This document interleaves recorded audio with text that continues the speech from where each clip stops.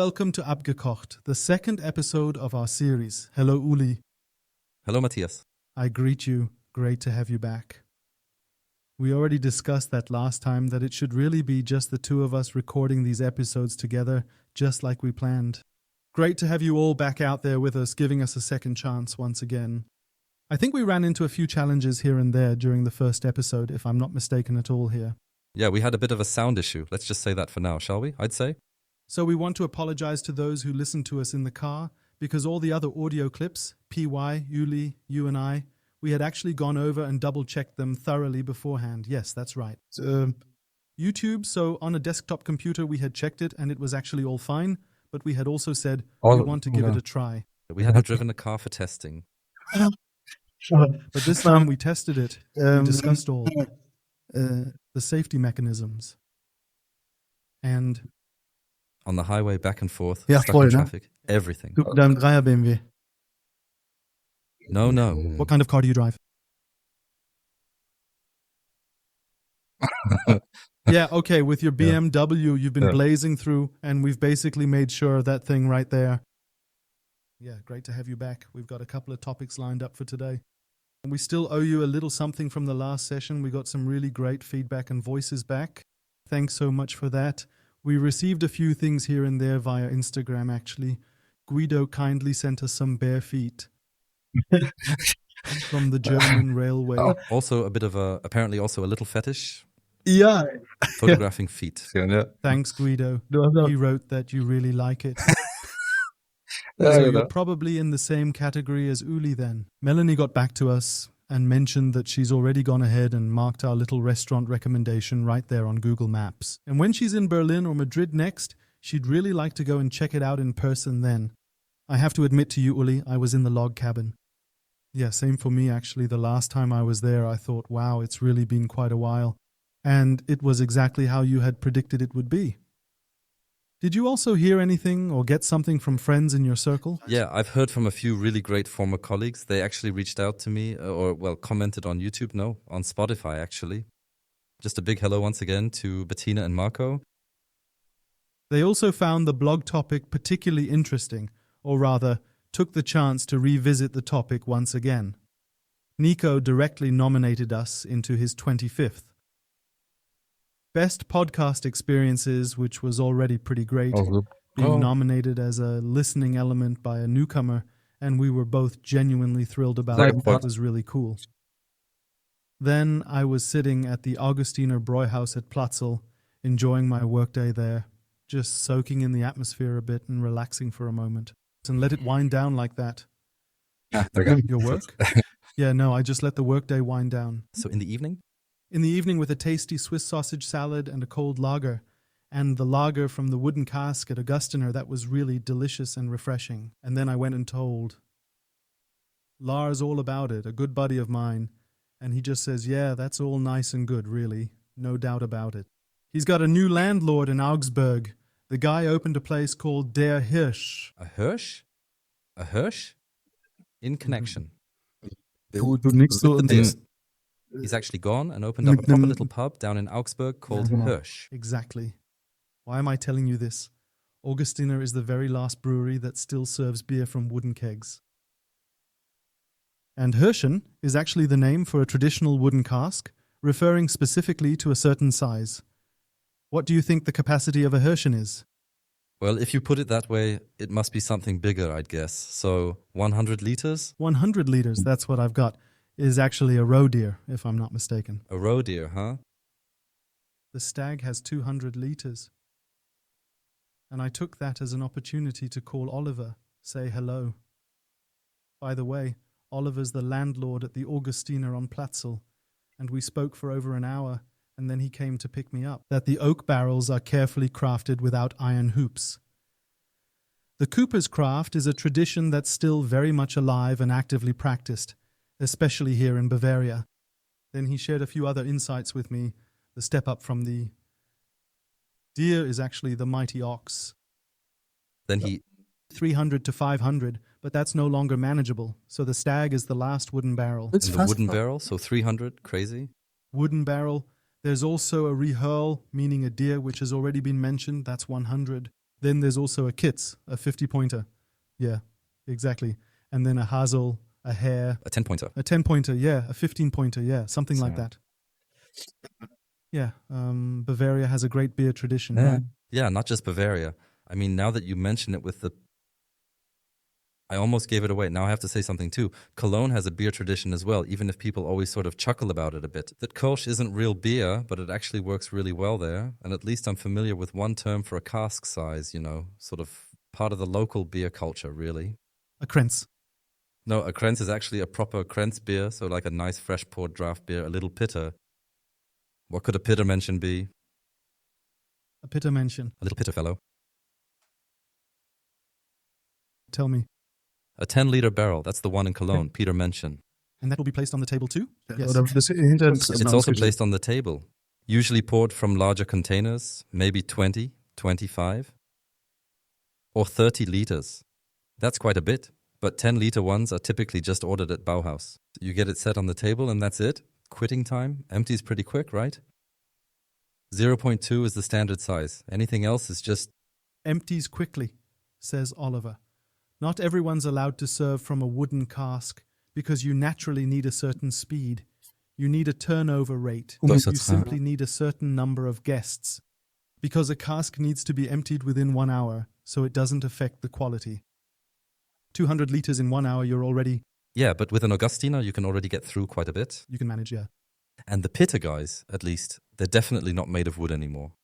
Why are we telling you this? Well, I personally thought it was really interesting because everyone's always raving about Jeroboam or Methuselah or double magnums, all that fancy sparkling water drinking French crowd out there, But the beer keg culture or the traditional brewery scene actually stretches way, way back deep into the annals of history. Definitely. And the other reason we're telling this is because Oliver really got into it. He was like on the phone, come on, Komm, lass ihn. let's do a giveaway. No, a deer would have been fine.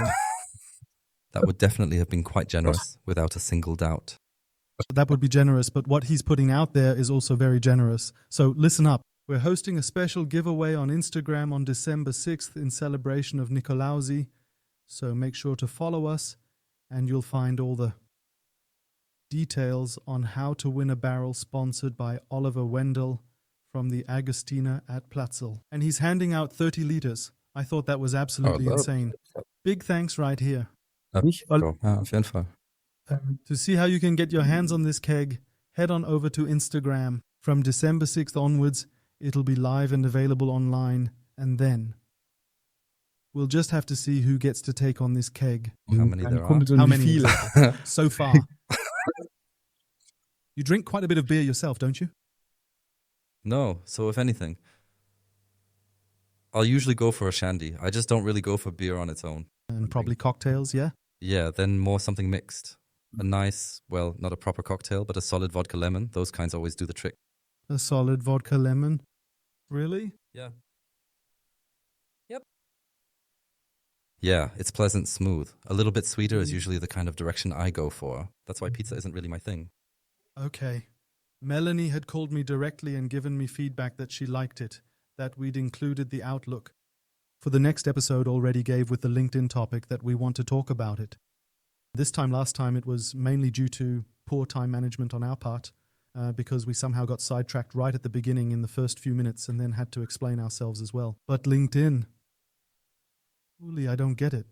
I'm currently in this kind of phase where Look, I've been on LinkedIn for many years now and I use it professionally, no question about it. I have the premium subscription to see who views my profile and I actively use it to connect with people and spark business opportunities, particularly when reaching out to potential partners or clients. But what really counts as the main currency on LinkedIn these days? I mean, if on Instagram it's all about followers, is it all about connections on LinkedIn or is it followers as well? I don't get it. What's the real currency on LinkedIn? Meinung. So in my opinion, if I take a look at LinkedIn, I'd say the main thing is connections.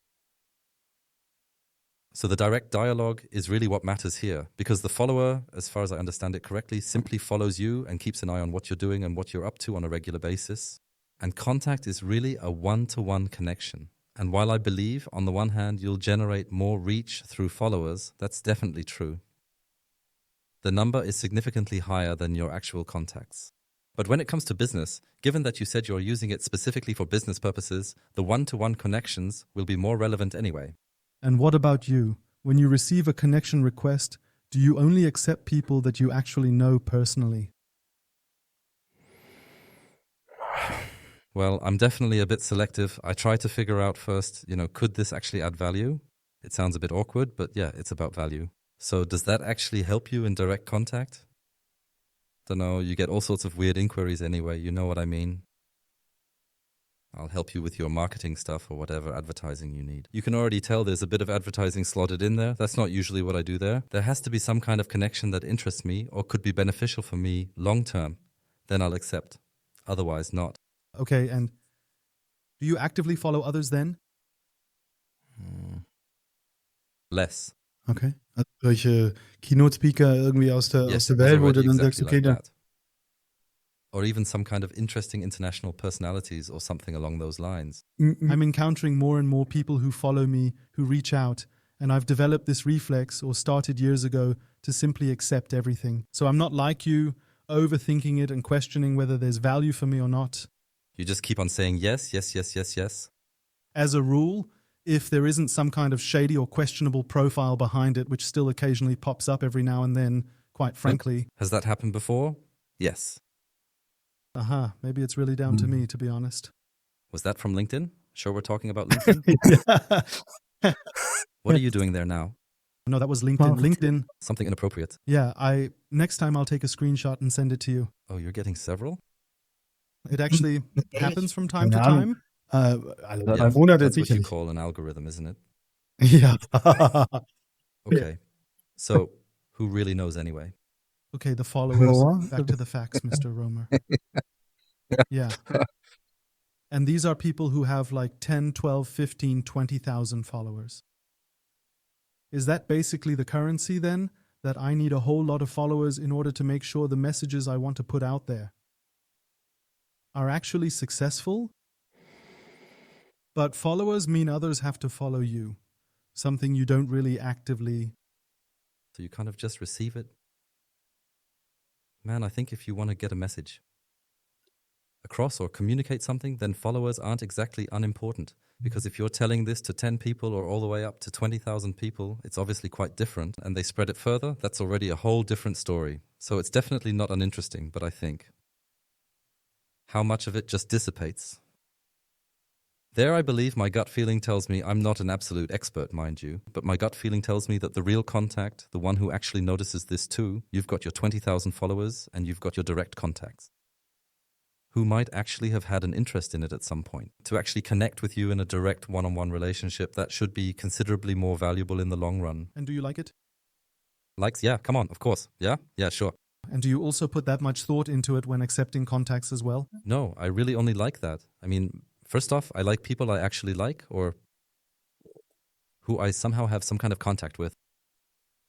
So basically people I genuinely enjoy chatting with, I really do tend to like their content as well, over time, just naturally for sure, kind of without even thinking.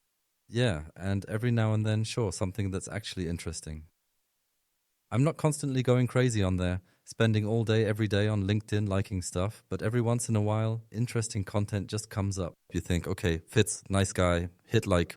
You could always purchase that kind of thing on Instagram years ago. You could just get likes, 100 likes or 500 likes, 1,000 likes. Buy them for your posts. Haven't seen that on LinkedIn yet. But I had an experience, so that's why I'm asking. I liked something, and 5 minutes later, I got a WhatsApp on my work phone from someone who asked me why I was liking fake news. You mean you actually went ahead and liked something just now? On LinkedIn? On LinkedIn, and you get a WhatsApp message. Correct. A WhatsApp message from someone who had seen my, on this particular post by a third party and then asked me, hey, why are you liking fake news? And I replied, okay, because the content seemed plausible and correct to me. So someone had presented something. And then he asked me, because he went into this justification mode, because it was sort of an indirect attack on him or the medium he represents. Okay. Then he actually reached out to me directly on WhatsApp with a rebuttal, and I honestly thought, wow, where have I even ended up right now? Back to my original question, what's going on with LinkedIn? I just don't get it right now. That one I like. Posts from others, other people are actually watching my behavior. Kind of crazy, right? Yeah, I mean, well, to be honest, you can tell some people are actually interested. You know, with posts, you're kind of curious who liked it. Yeah. But I'd tend to, if that were visible, I'd honestly find it a little bit creepy, to be quite honest. I mean, it's a bit like this control freak vibe. And if I'm honest, if it really bothered me, why have comments at all? Then you can always use it in the end, if nothing else, and say, hey, exactly. You really should have the guts, I think, to step up and clearly say, here, just watch out for this. Not true. Yeah, exactly. Not true. What's going on? Lügenpresse. Yeah, I mean, honestly, I find that a bit strange, and I constantly wonder what the lasting benefit is of someone messaging you on WhatsApp about it. It did. For me, for you, it 100% kind of bothered you a bit. I don't believe it's meant to be this way. And then I sent him a voice message back, saying that I already saw it as somewhat reminiscent of the Stasi. So I didn't actually need to say Stasi just now. No, really? It's just that these Stasi-like tendencies show up when you do something and others are watching you, then judging it. I find that totally spooky. And that's exactly why I say that's what comment sections are for. That's where exchange should happen. There are discussions sometimes where people completely lose it over what they read. Seriously, the dog in the pan goes crazy. So you might think, if it really bothers him and it's actually fake news, he's got just the perfect opportunity right there to spark a meaningful discussion. All right, let's steer this toward our posts, the ones we both placed on our channels, Abgekocht and Angelocht, regarding our first release of the episode. That was pretty cool. Angelocht, actually, that was a really charming and totally unintentional slip of the tongue from our great production studio over at PY. He had that. Translated wrong or whatever, we thought it was so cool. It fit perfectly for the first episode, association-wise. The right buzzword. Now we need to figure out what we'd come up with for the second episode. Boiled down and? Was hättest du? Do have something, but I'm not telling. I'll keep it to myself for now. Vielleicht können wir das ja. Maybe we can go over it later. Please hit like and keep up your great comments, just as actively as you've been doing so far. We wouldn't be tired, and I think everyone has their opinion and everybody is allowed to express something somewhere. And I always trust in a higher authority that, unlike fake news, will eventually step in somewhere down the line, right? Yeah. Just say it outright. Just say it outright. So if someone can't handle that or just isn't capable, then I really don't know. Thanks, dear listeners, for discussing this with me. I still haven't moved forward, I must admit. I still don't understand it, but maybe the listeners can share their opinion. But you have to... Do I need to understand it or what? No, you don't need to understand it, but you're using it in business contact, right? Totally. There really has to be some point where you feel the return on investment, right? That's true. I do notice that the relevance is definitely there, especially with posts. Those likes really show it. The views are really strong. Our post on my account has already reached over 5,000 views in total, which is quite impressive. Look, you're a premium member too, right? Yeah, now I'm not the one doing the writing. Yeah, you're also a bit of money. So it really depends on how you think about it. There are smaller packages too. Okay, no advertising for LinkedIn now. What did you want to say? I'd just simply say you're actually paying money for it because you're also looking at LinkedIn from a bit of a different perspective, maybe even more so than I am personally. For me, contacts are definitely interesting, no question about it, but you're actually using it as a kind of sales tool as well, in a way, to some extent. Okay, we'll note that. There's a premium version and the return on investment is gradually recovered when meaningful contacts actually take place over time. Followers are good, and the way the algorithm has developed over time is different for me compared to... Das müssen wir mal prüfen. I was wondering if it's because of premium, I should think about it too. And you out there watching from your screens are more than welcome to share any further thoughts or feedback with us anytime. Otherwise, Uli, you said you had your first time, as you told me. Oh, your very first time was back in Salzburg at the Alles für den Gast event. For listeners, what's Alles für den Gast? Alles für den Gast is a trade fair for the hospitality industry. I was actually there for the first time, although I'd heard of it before, so not like I'd never heard of it at all. I just didn't really have that Not that I don't have some sort of personal connection to Austria, but somehow it just didn't fit in context back then. Our main trade fair was more like the Internorga, if you will, but I have to say I was really very, very positively surprised indeed, more than I expected. Very, very well organized trade fair with top-tier high-quality exhibitors. And if I may jump in here, if you say it was your first time, do you mean your first time in Austria at the trade fair as a guest, or your first time as an exhibitor at a trade fair? Yeah, not exactly. We supported an exhibitor, so to speak. We were there alongside our channel partners, meaning we had 2 of them, each located in separate halls, and with 2 dedicated teams, we provided full support throughout the event, making sure everything ran smoothly and delivering solid, consistent results over the entire 4-day period, leaving a strong impression on visitors and partners alike. And there's an outlay. And what was so special about the guests now? Now for me or in general? Well, if you say, okay, that's worth mentioning for our listeners that it was your first time and it was so great. Yeah, I kind of ended up doing it at the end. We also briefly shared and checked in with each other a little. It wasn't like I was there just as a regular trade fair visitor. I was actually working and made full use of the time to get familiar with this situation and thoroughly dive into all the different topics that were relevant and important.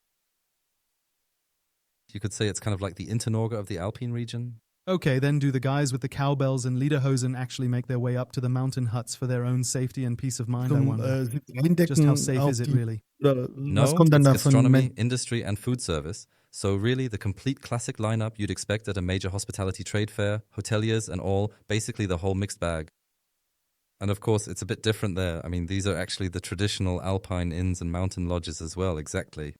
Or rather, which also need to be supplied daily with goods, posing significant logistical challenges. So it was an insightful conversation. Quite a few participants from agriculture growing their own produce and supplying it through ready-cut and similar distribution models. So actually what we see at the Internorga, it's perhaps not quite as international in the strictest sense as the Internorga itself, but still, I'd say it's pretty much the main event, essentially the central hub, the Internorga of the Alpine region. I remember that wholesalers sometimes have to make their way up to the mountain huts using 4-wheel drive trucks. Helicopters. Helicopters supply it. So what that actually means in terms of logistics behind it is Wahnsinn. absurd. Ja. Delivered via the gondola. So the gondola, which transports people uphill starting at 9 a.m., carries food and drinks up there from 6 to 9 a.m. And I also spoke with a colleague in Austria once who said that the people or those in charge basically stock up before the season starts. So there's no more ordering every 4, 6 weeks or even weekly. But especially the mountain hut operators, they basically make their complete plan well in advance and stick to it until the snow finally melts again.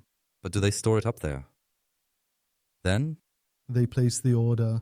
Und I see what you're getting at quasi. now. Nobody really does that kind of thing anymore. They Also, just ja. jump straight into the season, already crazy. Yeah, it's all crazy right here. An Volumen auch Okay, what was your durchknallen. highlight at the trade show?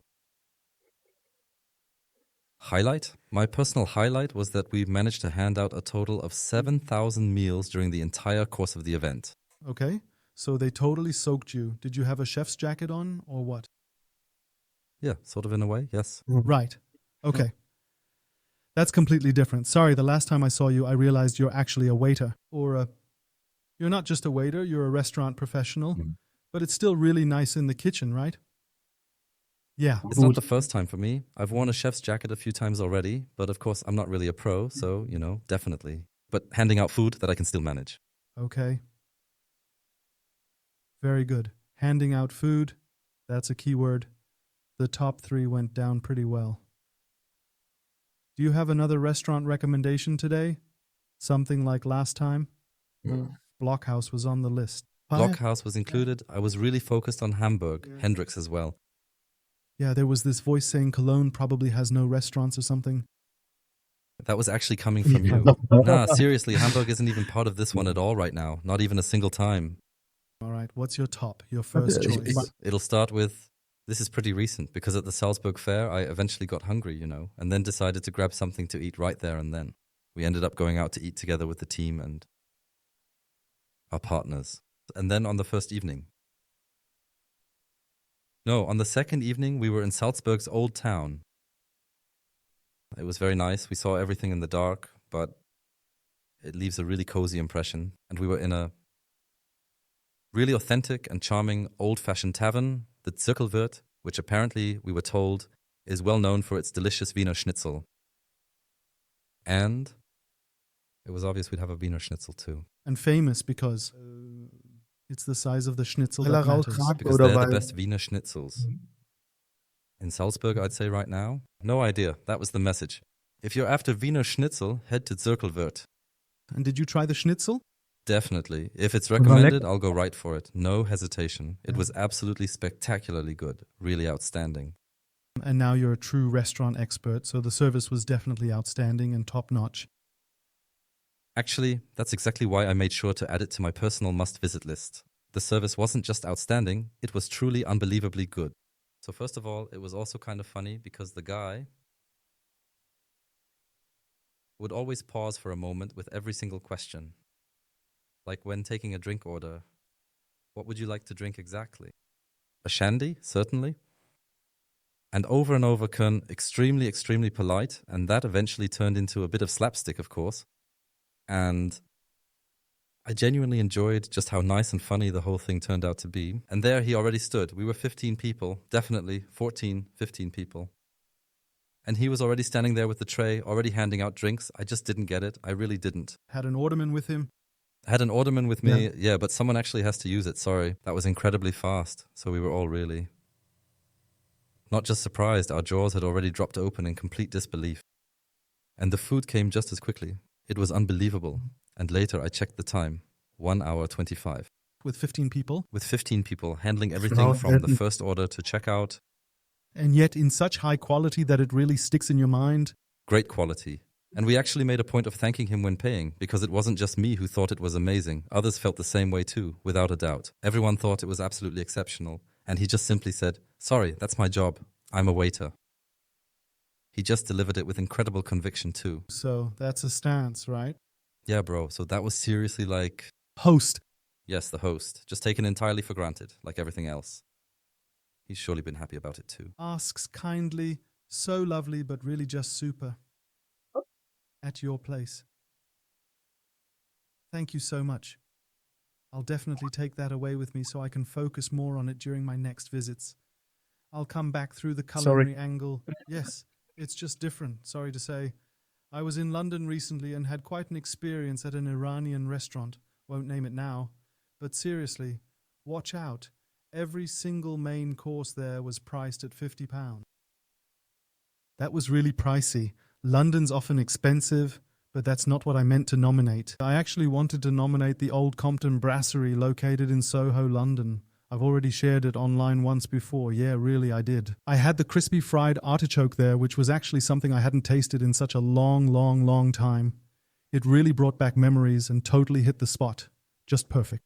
So, artichokes, you know them from the base, the leaves, and then the leaves were cooked, tender, but still fried until crispy. And the whole thing was... Did they fry the whole thing or what? I really don't know how they managed to do it because it was actually fully cooked after all. But it wasn't so overly fried that it still takes a pretty long time for it to get soft. So I'd say it was probably pre-cooked first and then subsequently deep-fried. Just a quick dip in the oil and then gently nestled on a generous bed of cottage cheese, accompanied by an abundance of fresh, vibrant cress. And I recently heard that cress is incredibly healthy. And then we all know how we just tend to only throw a little bit of it on top. But that was just, the proportion of cottage cheese to cress was exactly 1-to-1.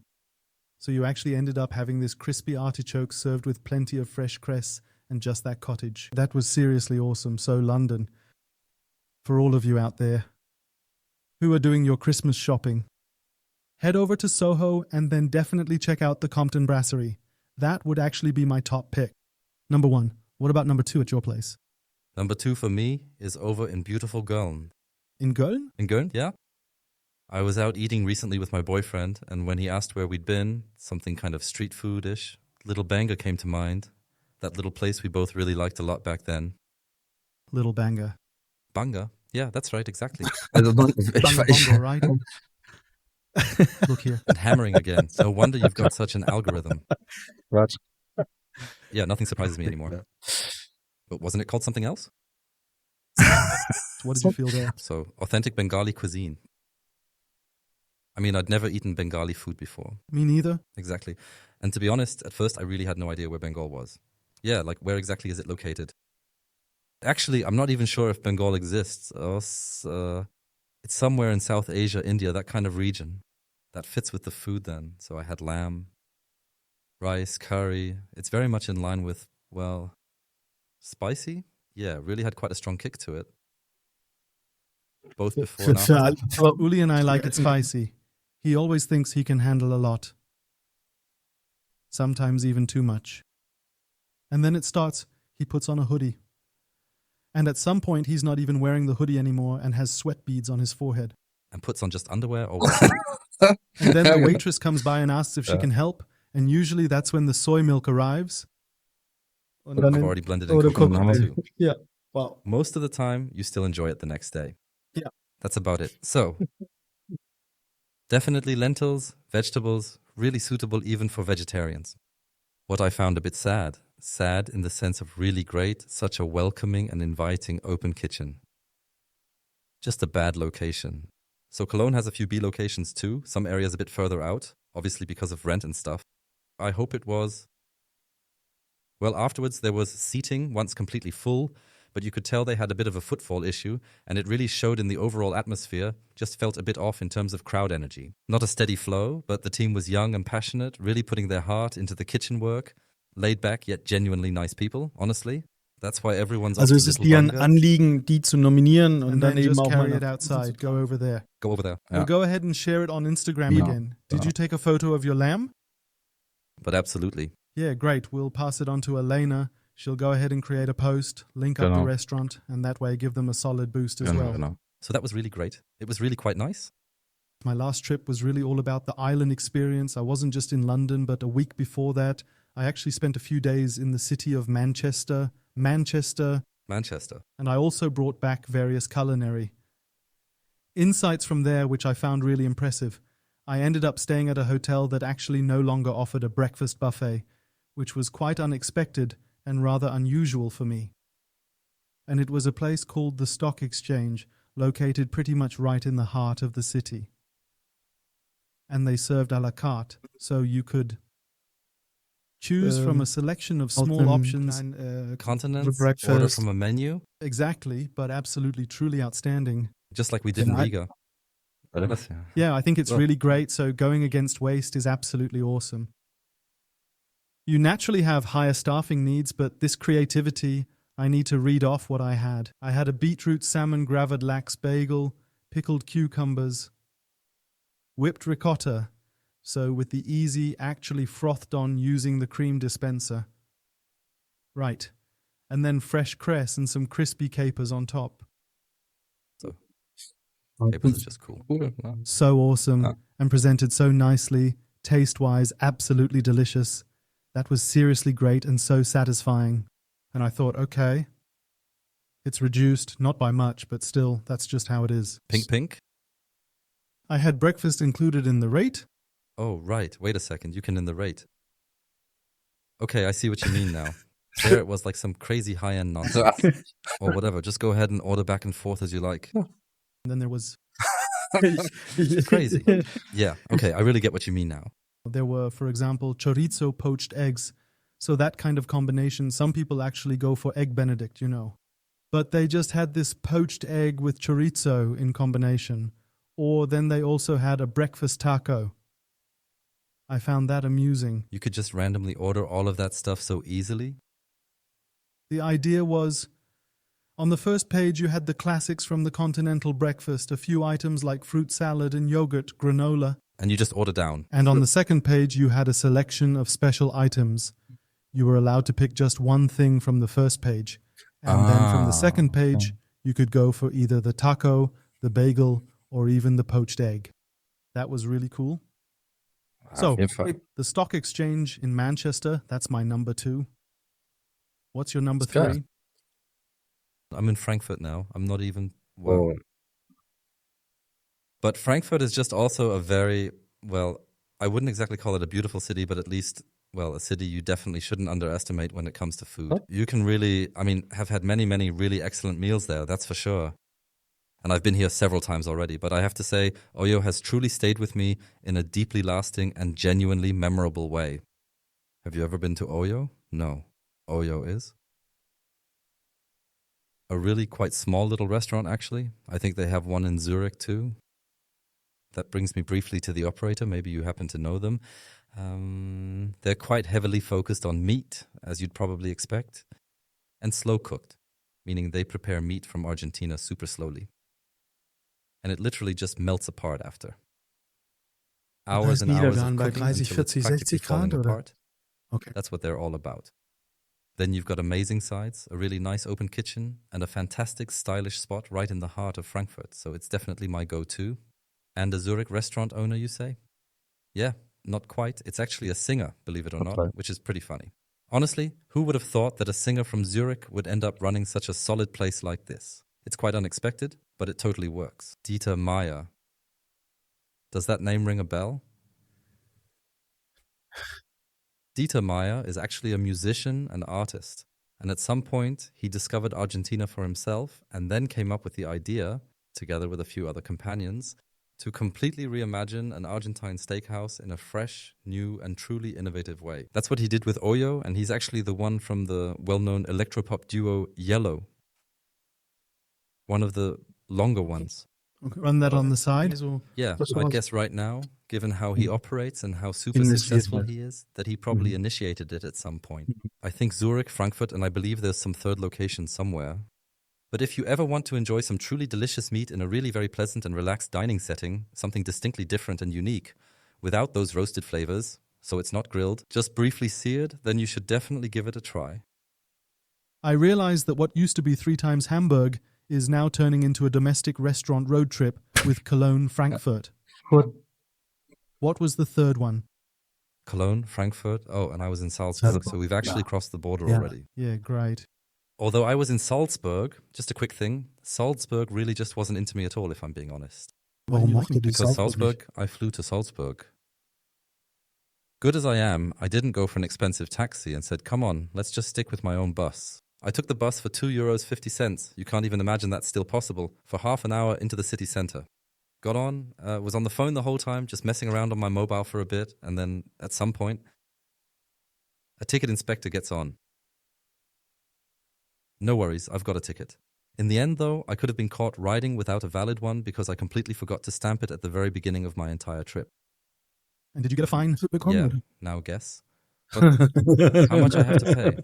I really hope I don't end up having to pay it, because I did have the chance to submit an explanation to the authorities.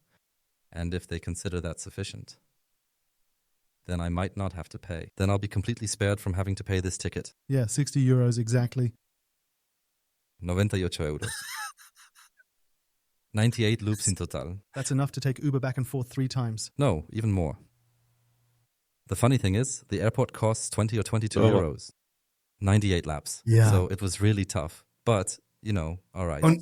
Are you attributing that to Salzburg now or just in general? Stupidity? It's obvious, isn't it? Yeah. But sorry to say, I have a ticket. You can see I'm a tourist. Yeah. So I was actually treated. Wie hat man That's den good that you're a tourist. Yeah, I'm taking it along. I have a backpack with me. Okay. And then, sorry, ID, photo, this, that. I'm so young, I'm not black. Sorry, that's just how I feel. But I do it a lot too, that I take the bus or just use public transport. So various cities or routes from airport to city have fixed flat rates, like in Madrid. You just pay €33, no matter where in the city center, whether it's a 30 or 40-minute ride, regardless of the distance. That's actually pretty cool. We actually took the bus into Riga back then ourselves. What was it again? Like 60 cents or? That was ridiculous. Ridiculous, yes. Price compared to a taxi. You can already see a bit more of what's involved. You're kind of out and about a bit. It's sort of like a heater thing too, right? Yeah, definitely. Okay, I've been to London, I've been to Manchester, and now we're heading off to Denmark next up on the list as well. I'm heading over to Aalborg. HMV, I'm definitely saying that wrong, but in Aalborg. Holds up pretty well too. Sounds good though. Yeah, right. I've actually been practicing quite a bit lately, We had this classic carrot loaf on some freshly baked homemade sourdough bread, and then there was a baked fish, and there was a Matthias lying there. There was still another gravad salmon roll on top, loaded with lots of fresh herbs. And why does that stick with me? I can still picture it so clearly because fresh dill, fresh chervil. When was the last time you even had fresh chervil around? Way too long ago.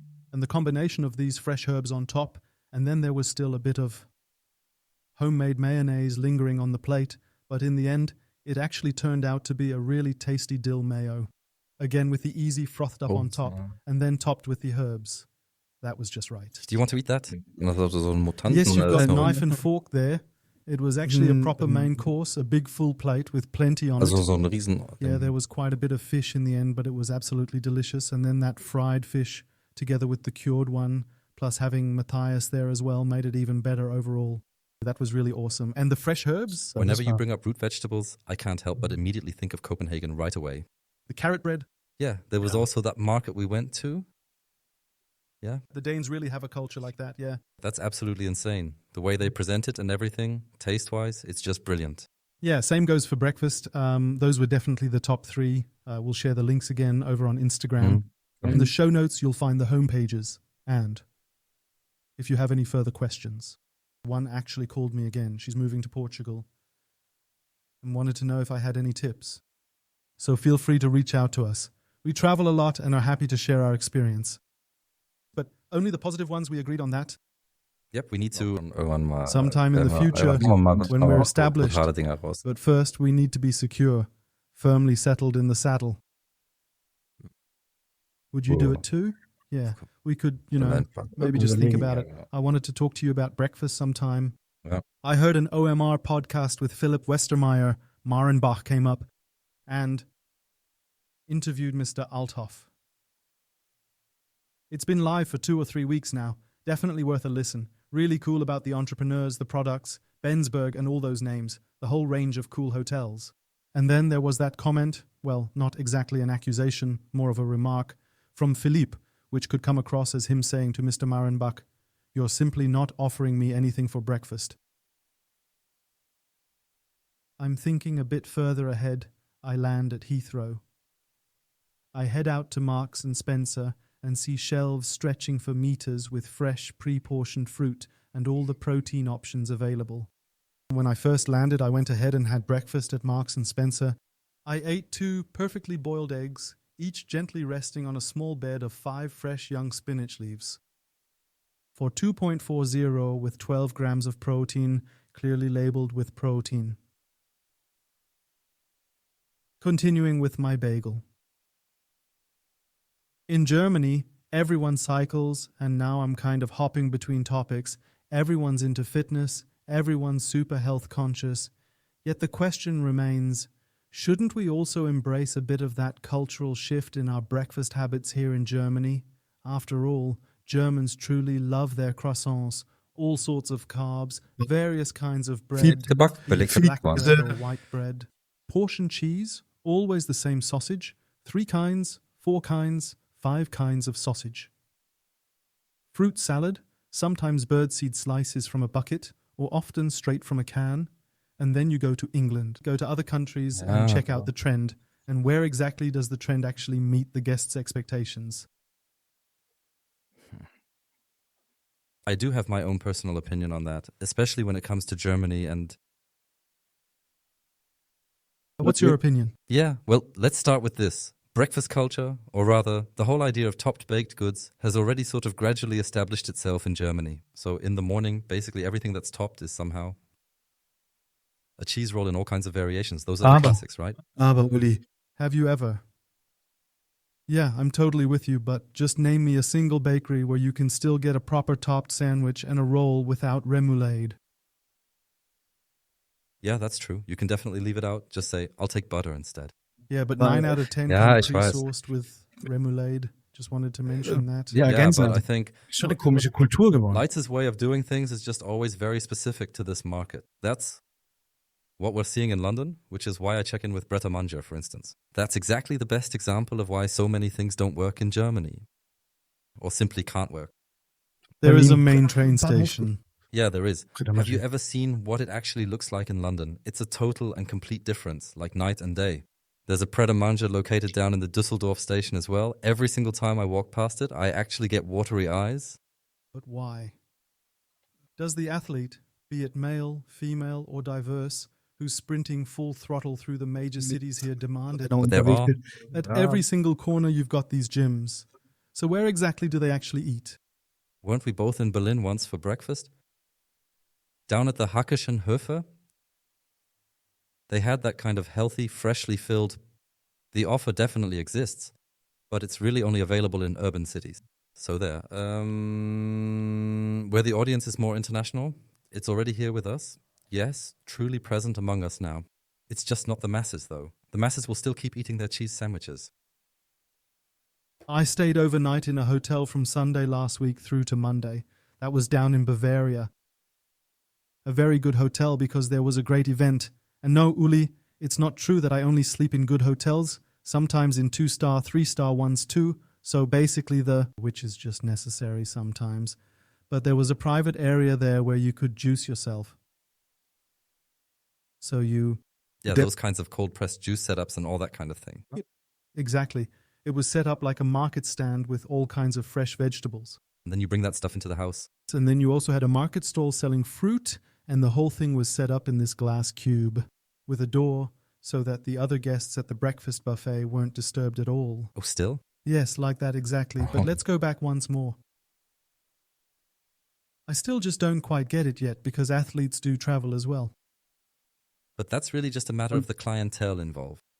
But tell me a hotel chain in Germany that really and consistently caters to an athlete who works out twice a week and is into protein.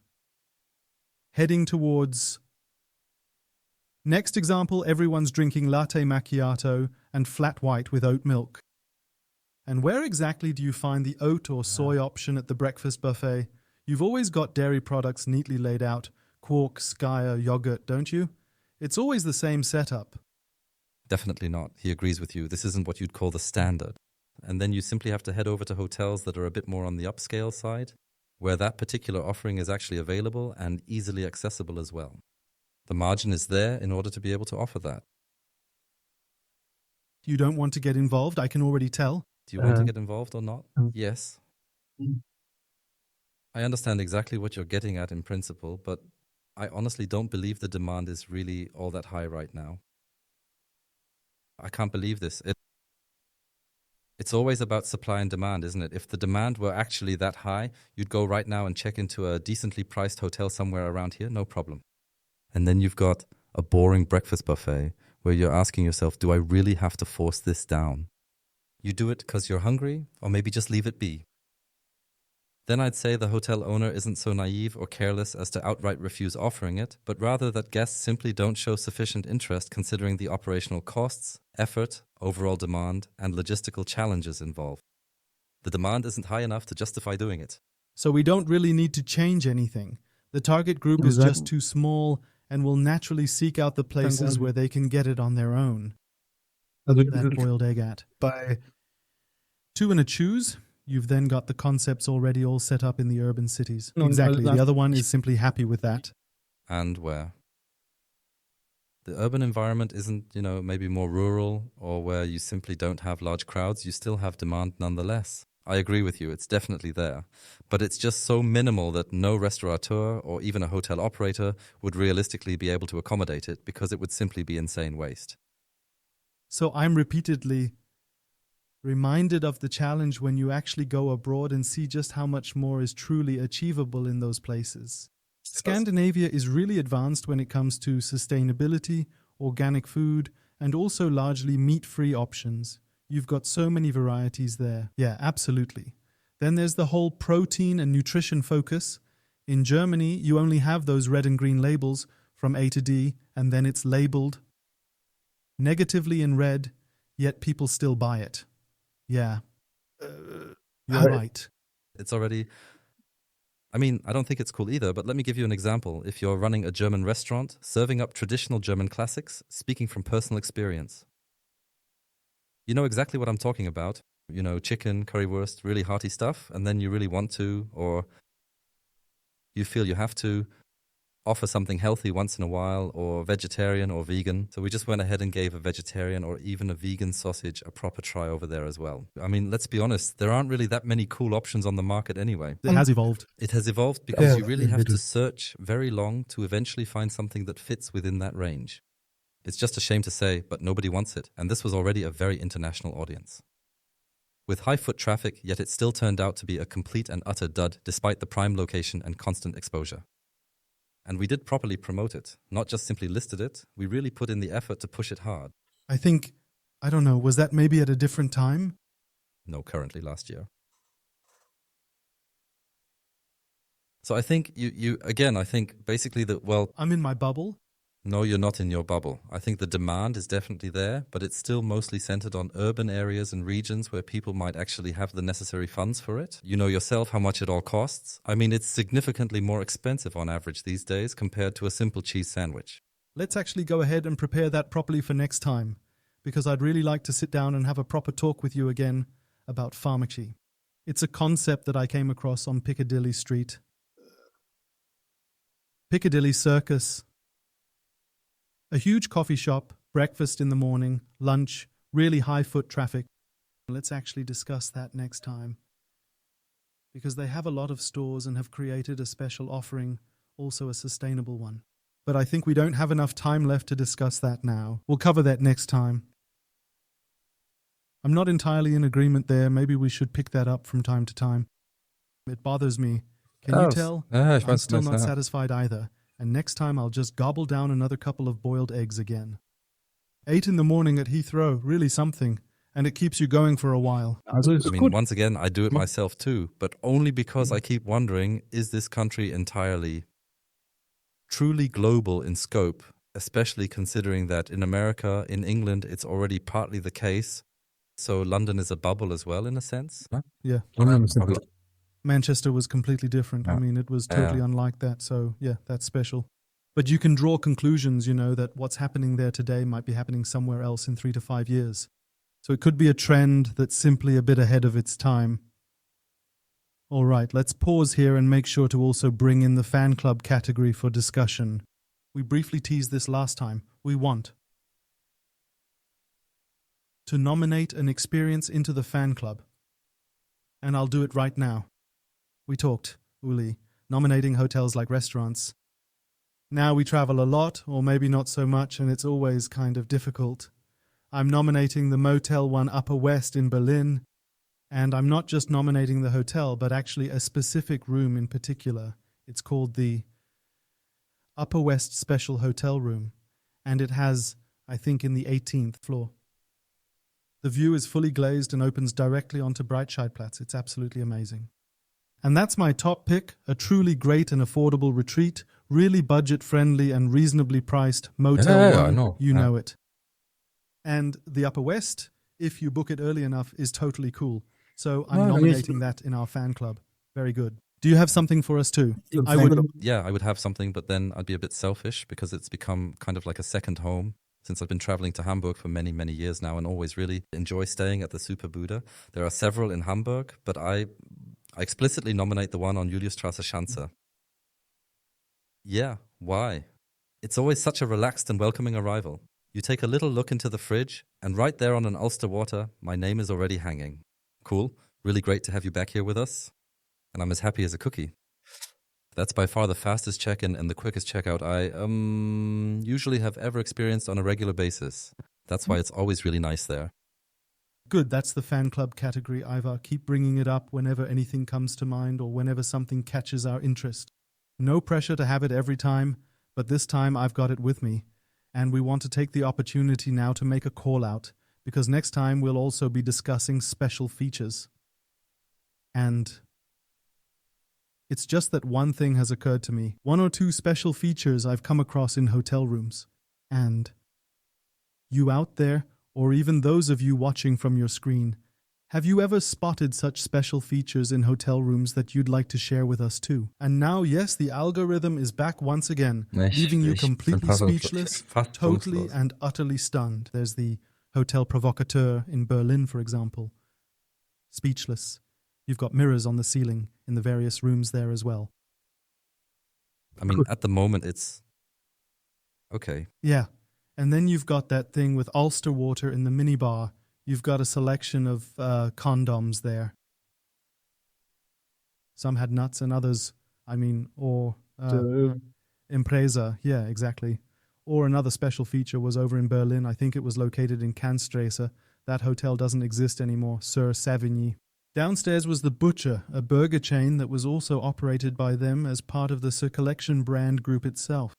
And upstairs in the room, I once stayed overnight, and then you had that golden intercom system there. And then there was the message, "Call the Butcher," engraved into that golden intercom system. And then you could simply go ahead and press a button to order your burger straight to the kitchen. That was really cool. Just think about features like that. Maybe you've even got some ideas of your own too. Da muss ich auch mal nachdenken, Yeah, let's tatsächlich. Ja. support that. Next week, we'd like to maybe include the category of top 3 or perhaps special features. Next week, next episode, not next week, but in around 4 weeks or so, give or take. That's going to be really interesting, I think. Maybe we could talk about it together with you. That's it. You still have a thank you. Yes, exactly. I'd like to take just a quick moment right here at the very end to give a special thanks to our outro voice, Michael Dirks, an old, but forever young and truly wonderful friend whom I've had the pleasure of knowing for many, many long years. Some of you might still remember Michael from his earlier days on TV Kaiser or Hausmeister Krause. He was Marco Momsen, for example, on TV Kaiser. Janitor Krause. Janitor Krause was his name, exactly. On that note, a quick announcement about an upcoming event. So this is something I wanted to bring up. It actually fits perfectly with the timing right now. The NRW Film Festival kicks off on December 7th in Cologne and brings fresh, bold and creative voices of cinema to the city of the cathedral. And since we're really into culture anyway, I thought I'd just mention it. Selected short films will be presented, and in December there's the big grand finale. And Michael, that's why, he's the guest of honor there. Thanks to his extensive background as an actor and film and TV performer, he'll be actively involved, support the event throughout, and definitely drop by when he can. Celebrate cinema with us. New stories, admission is free. That's the interesting part. But you do need to register for that. Please go ahead and do so at info.nrwfilmfestival.com, which we'll also share the link to once more. Yeah, we'll also include the links to Michael so you can take a look as well. Gucken. So big thanks to him as well. He's been such an inspiring voice. But now you, our listeners and viewers, have the chance to meet Uli in person, live and in color in December in Cologne. In Cologne, in beautiful Cologne. Yes, exactly. And then a little Peter, maybe a small Peter. A little Peter Man. A little Peter Man. Buy a little Peter Man. Und, schön, genau. So now you know, a Peter Man with Uli. In Cologne, shortly before Christmas. What a lovely view, let's say. A big thank you. Today there was a bit of content touching on LinkedIn, processing through algorithms. I actually learned something there, though I'll need to take a critical look at it. Definitely recommend checking it out. The breakfast topic, the things that move us, that moved me. And your first time was part of it too. Next time, we'd love to be there again. Talk about various things. We're open to it. Cut us some slack. We've already gotten a few ideas from listeners saying, talk about this, cover that. We'll now jot those down into a sort of top list and plan to go ahead and work through them eventually. But in the upcoming episodes, we've got our own agenda that we simply need to talk about. So we feel better again. Or Uli, yeah, definitely. We're relaxed after all. Great. So I'd like to say a heartfelt thank you, Uli, for your time, for your insights, and I'm already looking forward to next time. I'm really looking forward to it as well, and I truly appreciate this conversation very much indeed. It really means a lot to me personally and deeply. I really look forward to it. Thanks a lot. Matthias, and definitely be sure to subscribe to him right now to stay up to date with his latest videos and content.